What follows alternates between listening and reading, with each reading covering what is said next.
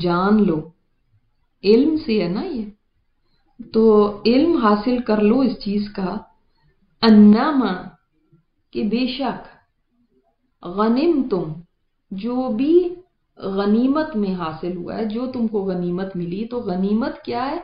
असल में गनीमत का लफ्ज डिक्शनरी में उस माल के लिए बोला जाता है जो दुश्मन से हासिल किया जाए, और शरई माना इसका क्या है कि गैर मुस्लिमों से जो माल जंग में और या किसी गलबे के जरिए हासिल हो, उसको गनीमत कहा जाता है। ठीक है, तो बेशक जो भी गनीमत तुमको मिले, मिन शैइन, किसी चीज से भी, यानी छोटी चीज है या बड़ी चीज है, कोई भी गनीमत, माले गनीमत तुम्हें हासिल हो, क्योंकि छोटी छोटी चीजें भी तो होती थी। फअन्ना लिल्लाही, तो बेशक वो अल्लाह के लिए है, खुमुसहु, उसका 5वां हिस्सा, वली रसूल, और रसूल के लिए, वली दिल कुर्बा, और रिश्तेदारों के लिए। किसके रिश्तेदारों के लिए? रसूल के रिश्तेदारों के लिए। वल यतामा वल मसाकीन वब्न सबील, और यतीमों के लिए, मिस्कीनों के लिए और मुसाफिरों के लिए।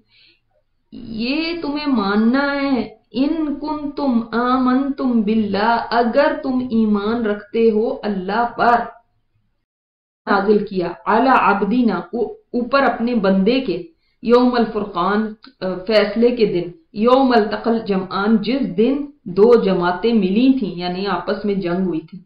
तो अगर तुम्हारा अल्लाह पे ईमान है और उस पे ईमान है जो नाजिल किया अल्लाह ने अपने बंदे पर फुरकान के दिन, क्या नाजिल किया?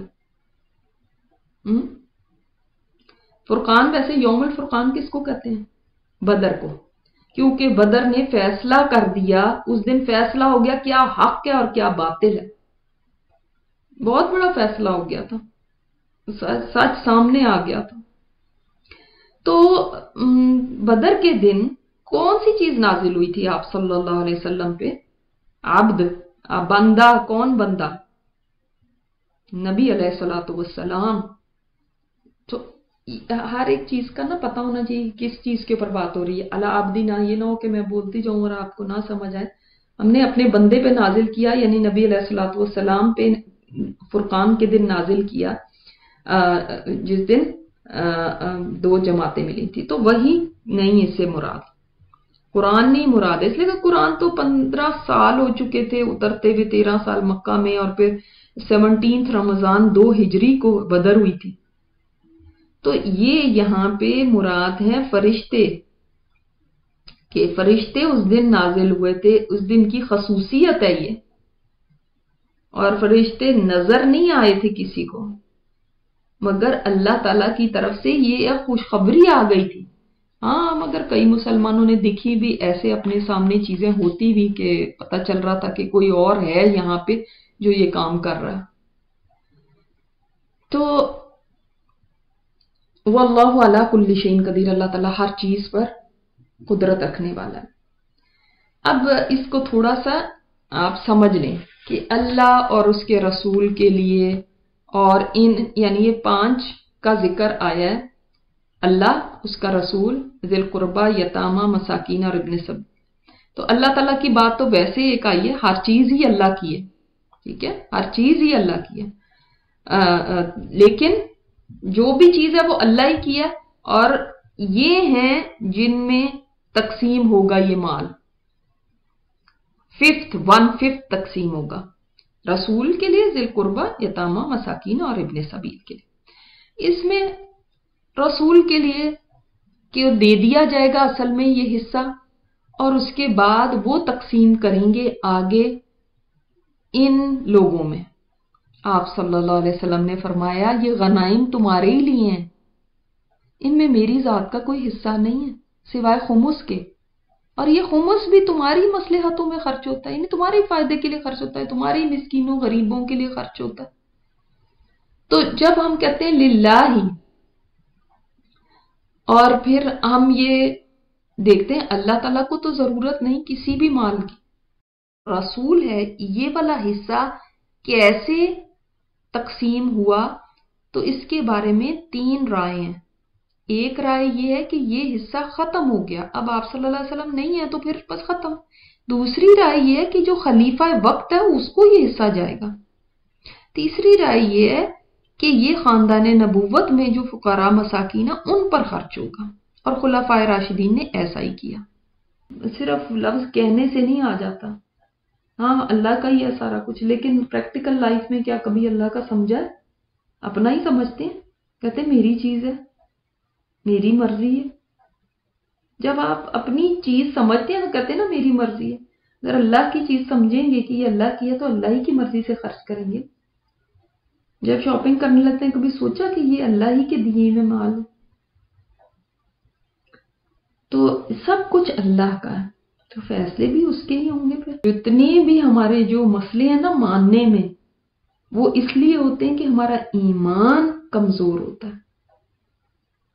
ठीक है, कितनी ही चीजें हैं जिनमें हम एतराज करते हैं या हमें उनको मानने में मुश्किल होती है कि कैसे ये अमल करूं, कैसे नमाज पढ़ूं, कैसे पर्दा करूं, कैसे ये काम। वो इसलिए होती है कि ईमान में कहीं कमी है, अल्लाह ताला के हुक्मों को कबूल करने में, वरना तकलीफ नहीं होगी अगर ईमान मजबूत है। हम पीछे भी देख चुके हैं कि इज़ कह के अल्लाह ताला ने अपने एहसानात याद कराए। इज़ अंतुम, याद करो जब तुम थे, बिल उदवतिल दुनिया, करीब के किनारे पे। करीब के किससे करीब? मदीना से करीब। वहुम, और वो, बिल उदवतिल कुस्वा, और वो थे दूर के किनारे। अक्सा भी इसी से है, अक्सा का ये मुअन्नस है कुस्वा। ठीक है, तो जैसे कुबरा, सुगरा, तो इसी तरह कुस्वा ये मुअन्नस है। तो तुम दूसरी तरफ थे, और अक्सा भी इसलिए ही है कि वो भी दूर की मस्जिद। तो अब तुम दूर के किनारे पे थे, वो दूर के किनारे पे थे, यानी काफिर लोग दूर के किनारे, मतलब क्या? मक्का की तरफ, और तुम करीब के किनारे पे थे, यानी मदीना से करीब के तरफ थे। वर रकबू असफला मिनकुम, और काफिला जो था वो नीचे था तुमसे, यानी वो तो समंदर के साथ साथ होके निकल चुका था। वलौ तवाअतुम लख्तलफ्तुम फिल मिआद, और अगर तुमने वादा मुकर्रर किया होता आपस में तुमने जंग का एक यहाँ पे आने का एक मियाद मुकर्रर की होती तो तुम इख्तलाफ में पड़ जाते। यानी क्या मतलब है? अल्लाह ताला एक तो याद दिला रहे हैं कि ऐसे तुम्हारे हालात है। अब वो तो उनको पता ही था कि हम करीब की तरफ थे, वो दूर की तरफ थे, और इस तरह थे, तो फिर उनको क्यों बताया जा रहा है? इसलिए कि अल्लाह ताला उनको उनकी सिचुएशन याद करवा रहे हैं कि तुम देखो कि तुम्हारे हालात उस वक्त कोई बहुत फेवरेबल नहीं थे। याद रखिए कि ये जो हालात थे ना, यानी मुसलमान जिस तरफ थे करीब के किनारे पे, ये कोई अच्छी जमीन नहीं थी, ये बड़ी रेतली सैंड थी यहाँ पे, जिसमें पैर धंसते जाते थे। पानी भी इनसे करीब नहीं था, उनके करीब पानी भी था, और उनकी वो ऊंची जगह पे थे, उनकी वो जो जमीन थी वो भी मोर स्टेबल वाली थी, उसमें पैर नहीं धंसते थे। तो तुम याद करो, एक तो वैसे ही अफरादी कुव्वत भी कम, मैन पावर कम थी, दूसरे उनके पास हथियार भी कोई ऐसे नहीं थे मुसलमानों के पास, तीसरे उनको जगह भी कोई ऐसी खास नहीं मिली हुई थी। तो याद करो कि जब तुम ऐसी सिचुएशन में थे, अल्लाह ताला ने उस जंग का नक्शा खींचा है कि तुम्हारी सिचुएशन बहुत फेवरेबल नहीं थी। दुनियावी लिहाज से जो चीजें जरूरी होती हैं कामयाबी के लिए, वो कोई भी चीजें ऐसी तुम्हारी फेवर में नहीं थी। इससे पता चलता ना कि अल्लाह ताला ने ही फिर दी ये नेमत। तलब तुम फिल्मियाद, अगर तुमसे पूछा जाता ना कि तुमसे वादा, आपस में वादा कर लेते भाई हम यहाँ पे मिलेंगे जंग के लिए, तो इख्तलाफ में पड़ जाते मियाद में मुकर्रर वक्त के बारे में। यानी आधे लोगों ने फिर भाग ही जाना था, उन्होंने नहीं आना था। मुसलमानों ने कहना था कि हमें क्या जरूरत है लड़ने की, हमारे पास अभी मैन पावर भी कम है, असलहा भी कोई नहीं है, क्या क्या फायदा हमारे जाने का। और हो सकता है काफिर भी कहते, मुसलमानों की जो रोब था, उनका रोब ईमानी, उसकी वजह से कह देते हमने नहीं जाना। तो मेंटली तो प्रिपेयर्ड नहीं थे मुसलमान। کہ وہ اس طرح سے آ کے لڑیں گے.